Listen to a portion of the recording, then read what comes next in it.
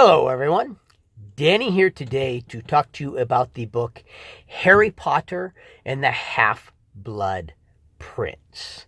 Now, I'm going to say in the beginning, I'm not going to worry about giving away any spoilers. As far as I know, the vast majority of the people in the book world are completely familiar with this book.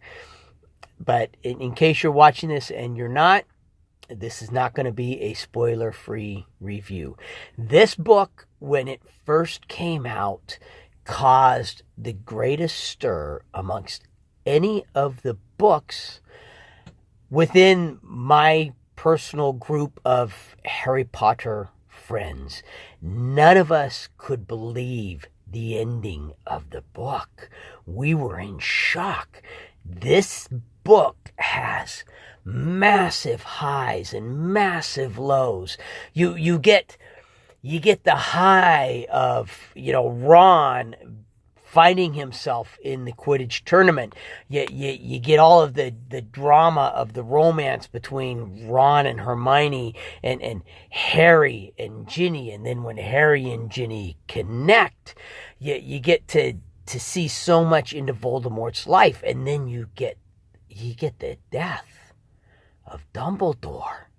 And no one could believe it. How could you kill off Dumbledore? You can't do that. But J.K. Rowling did it. And the reality of it was that it was a stroke of genius on her part. It took the book to places that it couldn't have gone if she hadn't been willing to do that. And then in the next book, Dumbledore's not gone because this is a magical world. So even though he's dead, he's not completely gone. He still exists. But the next book, Harry has to struggle on without his help and without his personal guidance and influence in his life. I was surprised at the end of the book when McGonagall calls Harry into the office and asks him what they were doing, and Harry refuses to tell. Throughout the rest of it, Harry refuses to tell anyone what he's doing because his interpretation of what Dumbledore told him was that he was not to share with anyone but Ron and Hermione. Not a direction that I myself would have taken the story. But then I'm not 1/10 the writer that J.K. Rowling is. I could not have come up with the book like this. And it definitely would not have been nearly as amazing a finish to everything if she hadn't taken it in the direction that she took it. It feels like at the end of this book that Dumbledore has been made a fool of by Snape, that Harry has been right on every single account. Harry suspected Snape. Harry was right. Harry suspected, and the name, I can't believe, I just finished the book and the name has already escaped me. I'm so terrible with names. Anyhow, his classmate who got all of the Death Eaters into the school, Harry suspected him, and Harry was right. So you just feel like everybody should have listened to Harry. Now, this series is full of so many twists and turns and surprises and reveals that by now you ought to know nothing is set in stone. There could very well be changes coming in the next book to what we think we know. However, if there are any changes coming in the next book, they will make perfect sense in the way they're revealed, and they will flow with the past with the past books, with the past storylines. There won't be any kind of awkward jumps or breaks. That just doesn't happen in this series. That the author is too good of an author for any of that to happen.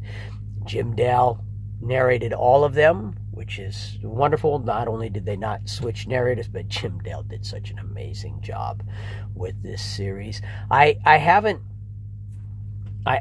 personally listened to any other series by Jim Dale, and I don't really understand that because he did such an amazing job with this one. I don't know why there aren't, and I'm not saying there aren't more, just aren't more that I have found. I would assume that, he'd be like Nick Podell.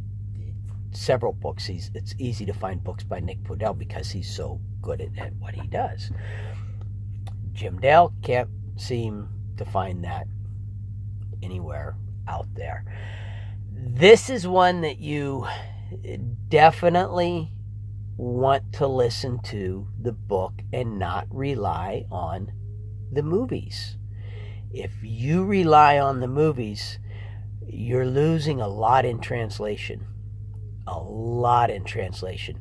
The next book has some things that happen that you need the reference of this book as well as the reference of prior books to be able to truly understand what happens. And if you go just based off of the movies, you're really cheating yourself. Get the audiobook. Listen to the audiobook. You're missing out if you don't. Feel free to watch the movies. Feel free to get the print version. We have all of the movies. We have the print version of the books, but far and above, my favorite is the audio version of the book narrated by Jim Dale. If you like my channel, please subscribe. Turn on notifications. If you like the video, hit the like button. If you have any kind of questions or comments or feedback, I'm starting to get some people recommending books to me. Please, any book recommendations, I love getting those. But most importantly, no matter what else you do today, make sure that today you listen to at least one really good book. And yes, I definitely recommend any of the Harry Potter books. Get them, listen to them. You will not regret it. Thank you.